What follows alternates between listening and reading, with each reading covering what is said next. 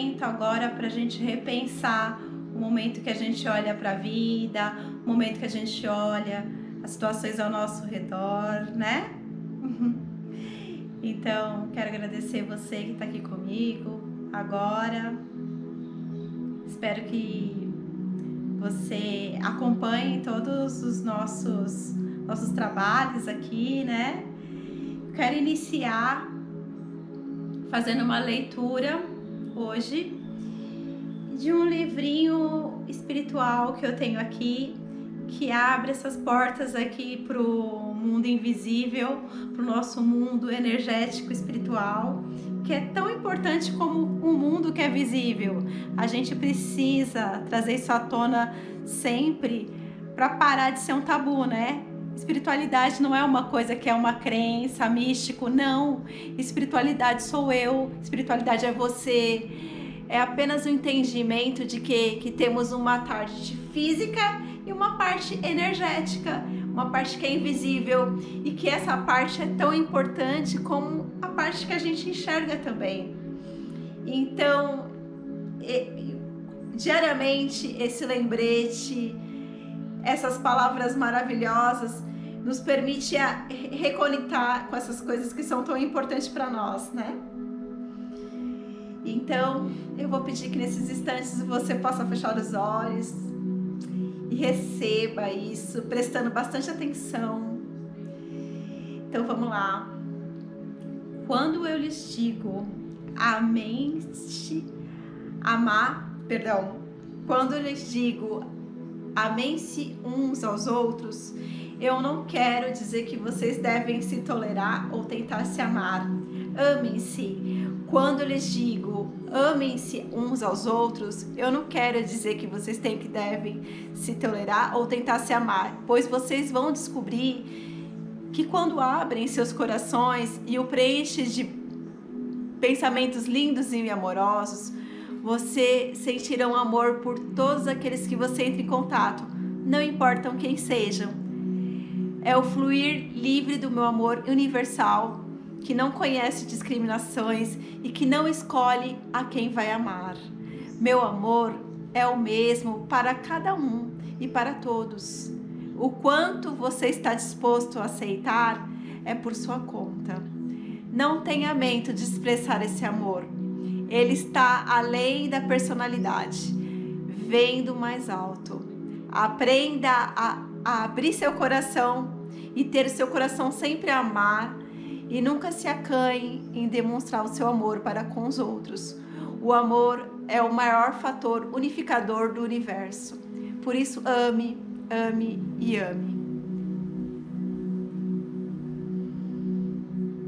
O amor é o maior fator unificador do universo. Maravilhoso o entendimento que essa mensagem traz, né?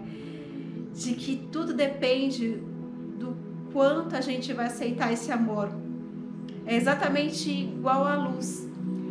A luz não se conquista, a gente aceita. E o amor também é assim. Se a gente está do lado de fora buscando no outro, projetando, enfim, o amor do lado de fora, a gente precisa repensar isso e entender que o amor está dentro, assim como a felicidade está dentro. Quando a gente reflete sobre isso, sobre relacionamentos, a principal causa da insatisfação e do sofrimento nas relações está na crença de que a gente depende do outro para ser feliz. E é muito impressionante o quanto a gente crescemos com essa crença de que o outro que faz a gente feliz ou triste, que o outro que faz a gente alegre ou insatisfeito, sendo que satisfação e contentamento, amor, felicidade, ela está do lado de dentro. E só quando a gente pode reconhecer isso, que a gente pode projetar no outro e enxergá-los dessa maneira também. Então, o que a gente tem acreditado? Qual é a crença que está mais evidente nas nossas relações? É a crença de que a gente depende do outro para ser feliz? É a crença de que é culpa do outro a nossa infelicidade?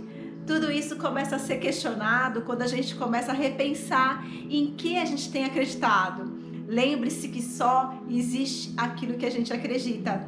E reconhecer essas crenças é algo extremamente importante nesse processo de auto se conhecer, de se entender.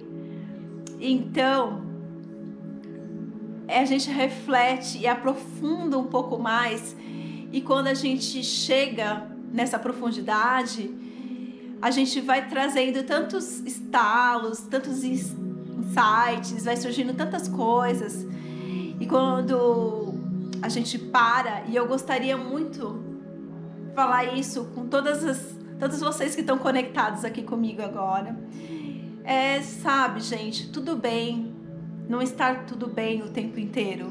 Gente, o quanto se permitir sentir faz parte do processo de evoluir. O quanto tirar as amarras, o quanto tirar esse peso que muitas vezes é colocado por nós mesmos, de que não podemos sentir, porque podemos sofrer, não podemos chorar, e precisamos entender que nem sempre é fácil. Quantas vezes a gente não se sente culpado, triste, para baixo, e tá tudo bem. Quem foi mesmo que nos disse que não pode ter esses dias, que tem que ser feliz o tempo todo, tem que estar ótima o tempo todo? Isso não é verdade. Se a gente se baseia nisso, nessa crença, a gente começa a se sentir um ET, né? A gente começa a se sentir fora de uma felicidade que é ilusória, de que a gente está bem o tempo todo, que a gente está feliz o tempo todo. Então, eu que tô aí com vocês, compartilhando as coisas mais profundas, coisas de momentos da minha vida, eu preciso falar para vocês e deixar muito claro o quanto é bonito ser real. É dizer que tem dias que são difíceis e tem dia que eu consigo observar isso e não deixar que isso sugue a minha energia. Mas o equilíbrio, ele é fluido, ele é assim, ele sobe, ele desce, ele não é linear. Eu não tô feliz sempre, eu não tô alegre sempre, eu não tô de bom humor sempre. E tudo bem. Mas só que existe uma crença que a felicidade, que é algo que a gente chega nela e a gente está feliz para sempre. E não é bem assim. Tudo é uma desconstrução das nossas crenças limitantes. Tudo isso é uma observação. E talvez se você está agarrado de uma situação a fim de conhecer um tempo maior, tudo bem. A gente não sai dessa situação enquanto a gente aprende e vê o que essa situação tem para nos ensinar, e ver e aceitar isso é algo que vai deixando a vida mais leve, ao invés dessa autocobrança de tem que estar bem o tempo todo. E aceitar as suas vulnerabilidades, observar os lugares que te dói. Quando a gente começa a não só olhar, recriminar a dor, mas sim aceitar, a gente aprende muito, muito. É uma grande oportunidade de renascimento interior, de transformação, de autoaceitação. Então, só quando a gente pode olhar para a dor, tocar nessa dor, olhar para ela, sentir aonde ela nos machuca, é que a gente começa a dar espaço para que uma transformação realmente aconteça, para que uma evolução aconteça. E sim, tem dia que a gente está mais para baixo, tem dia que a gente está melhor, tem dia que a gente está super bem. Tudo isso faz parte. Menos julgamentos, mais autoaceitação, mais entendimento de que as fragilidades, as vulnerabilidades são muito importantes. São nestes momentos que a gente dá abertura para reconhecer os nossos próprios barulhos internos, para estar com a gente, para viver o nosso próprio silêncio, sentir a nossa própria energia, ver o que a gente precisa olhar e não passar por cima igual um trator, sendo que essa terra que é arada quando o trator passa, novas sementes podem ser plantadas aí. E a terra, ela tá pronta para isso, tá fértil, tá pronta para isso.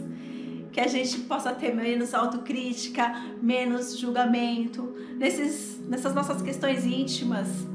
e nesses julgamentos que podem se transformar em convites para a gente adentrar nossos seres. Com muito respeito, tá tudo bem. Claro que existe uma linha tênue entre entender, uma vez aquele dia que você precisa viver aquela dor, aquele momento, e o ponto que o sofrimento também é um alimento. Existe também prazer no sofrer. E a gente entender isso, entender essas passagens, entender que não somos nós que nos agarramos, que não é o sofrimento que se agarra em nós, e sim nós que se agarramos ao sofrimento. E existe uma grande diferença entre isso. E o grande mistério que eu tenho vivenciado na minha própria trajetória é não estar nem aqui e nem ali, nem no prazer, nem no sofrer. É um espaço entre o prazer e o sofrer que no início parece sem sabor, parece sem graça, porque a gente está acostumado, né, com as excitações, tanto do prazer como do sofrer, mas só que neste espaço entre um e o outro existe uma sabedoria, que é a sabedoria do silêncio, que parece sem sabor no início, porque a nossa língua, ela tá cheia de excitação, né? Tanto de sofrer como de prazer. Mas se você tá ali no meio do nada, no início parece sem graça, que não tem sabor. Mas se tornar tanto um observador do prazer como do sofrer é algo extremamente importante, necessário para que a gente se torne um observador do reino da vida, sem precisar se afundar nele. E eu tenho vivido e sentido isso cada vez mais na minha trajetória, e eu quis dividir isso com vocês, porque se eu não me torno a observadora, eu me torno o problema, eu me torno aquilo que está me fazendo sofrer, eu me torno o próprio sofrimento, sendo que eu não sou o que me faz sofrer, eu não sou o meu sofrimento, você não é o que faz sofrer, você não é o sofrimento. E ter essa consciência é algo que começa a indagar questões extremamente importantes. Se eu não sou o meu sofrimento, se eu não sou o que já é, que me aconteceu, o que eu sou? Quem eu sou?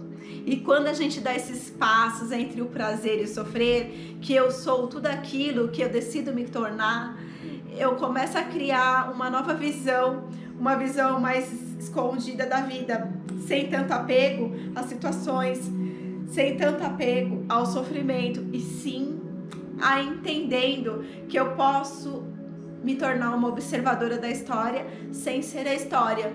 E nesses passos de início que parece sem sabor, sem graça, sem vida, onde a gente começa a se conectar ao silêncio, no silêncio profundo que a gente tem e que está dentro de nós, e que às vezes a vida é tão turbulenta e a gente não consegue ouvir, nos ensinar a ouvir tantas as vozes dos outros, as vozes da nossa família, as vozes da sociedade, vozes de fora, enfim, e que escutar a nossa própria voz é uma coisa extremamente difícil, e só quando a gente se vê totalmente distante da nossa própria voz, que claro, a gente vai ficando distantes, né, e a gente sofre, que vai ficando muito irreal, é quando a gente volta nessa busca de reconhecer a nossa própria voz.